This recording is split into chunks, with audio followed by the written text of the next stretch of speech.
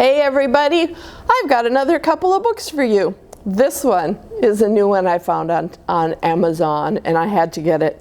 Grumpy Monkey, and it's about a monkey, and you know what? He just wakes up having a grumpy day and all of his friends keep trying to make him happy and he just doesn't want to be happy. Grumpy Monkey. Here we go.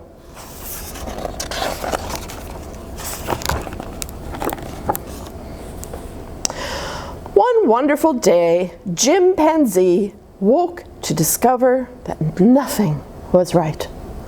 The sun was too bright, and the sky was too blue, and the bananas were too sweet. Jim was confused. What's going on? Maybe you're grumpy, suggested Norman from next door. I'm not grumpy, Jim insisted. On his walk, he met Marabou. Jim's grumpy, Norman told Marabou. Why are you grumpy, Jim? Asked Marabou. It's such a wonderful day. Grumpy? Me? I'm not grumpy, said Jim. But look at how you're standing, Marabou said. It's true, said Norman. You're all hunched. So Jim loosened up. Then he ran into Lemur. Jim's grumpy, Norman told Lemur. Why are you grumpy, Jim? Asked Lemur. It's such a wonderful day. Grumpy? Me? I'm not grumpy, said Jim. Your eyebrows look grumpy, said Lemur. It's true, said Norman. They're all bunched up. So Jim raised his eyebrows. Then he tripped over Snake.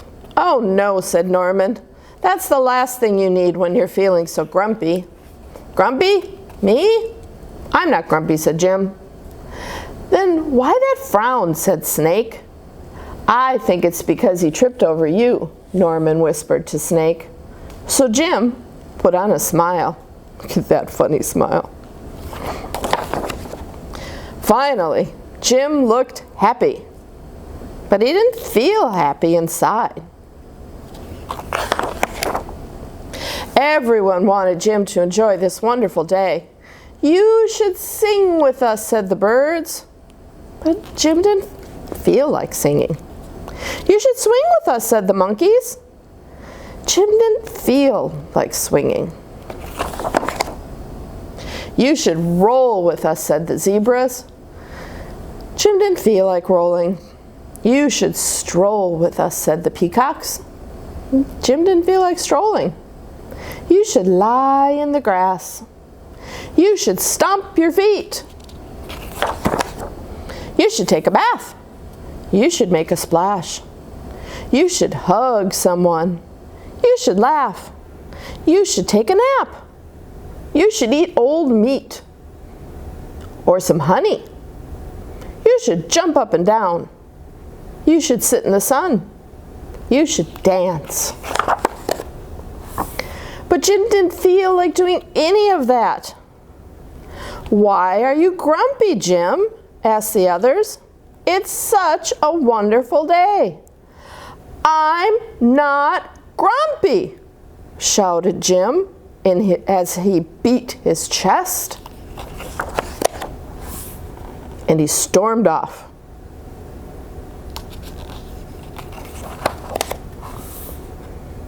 Jim felt sorry. A little sorry for shouting at everyone, but mostly sorry for himself. I guess I am grumpy, Jim sighed.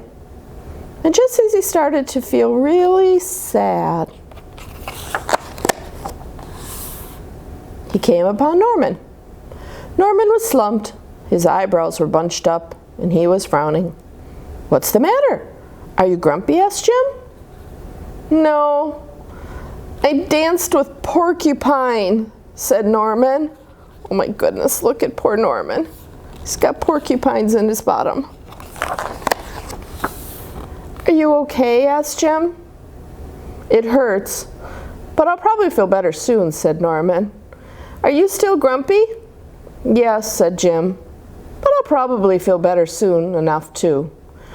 For now, I need to be grumpy. It's a wonderful day to be grumpy, said Norman. Jim agreed. And he already felt a little bit better. Sometimes we just wake up feeling grumpy. That's okay, I guess, as long as you don't stay grumpy. And hopefully you have a friend like Norman to make you feel better. So just a fun day about Jim having a very bad day. Here you go, Grumpy Monkey. All right, this one's totally different. This one is Have Fun, Molly Lou Melon. Now, Molly Lou Melon is one of my favorite girls in the whole wide world. And she's got a few books, so here's another one. I read one this summer. Here's the second. Have fun, Molly Lou Melon. There we go.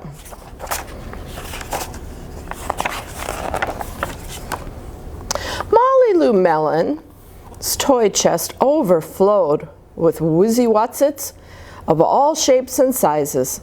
Her grandmother told her, back in the olden days, I didn't have fancy dolls or action figures. I made them out of twigs, leaves, and flowers like hollyhocks and daisies. So she did just that.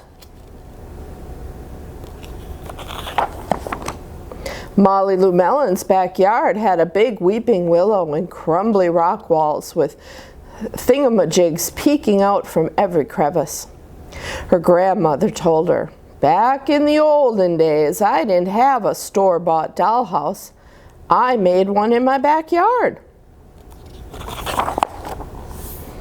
So she did just that. Molly Lou Melon's garage was full of colorful boxes and crates. Her grandmother told her, back in the olden days, I didn't have a race car. I sat in a cardboard box and sled down the hill. So she did just that. Molly Lou Melon lay on her back in the tall, willowy grass. Her grandmother told her, back in the olden days, I didn't have television. I watched the clouds that floated by, and I saw lots of things in them. So she did just that. One day, new neighbors moved in next door. When Molly Lou Melon went to welcome their little girl, she heard Gertie say to her mom, I'm bored, bored, bored. Molly Lou Melon invited Gertie over to play. On Monday, Gertie brought over her darling Darla deluxe dollhouse, complete with electric mixer and working chandeliers. Molly Lou Melon showed Gertie the treehouse. Start that again. Molly Lou Melon showed Gertie her tree root palace, complete with acorn-capped dinner plates, woven leaf air conditioning system, and Cicadia jacuzzi. Oh, that was a tongue twister. Gertie was amazed.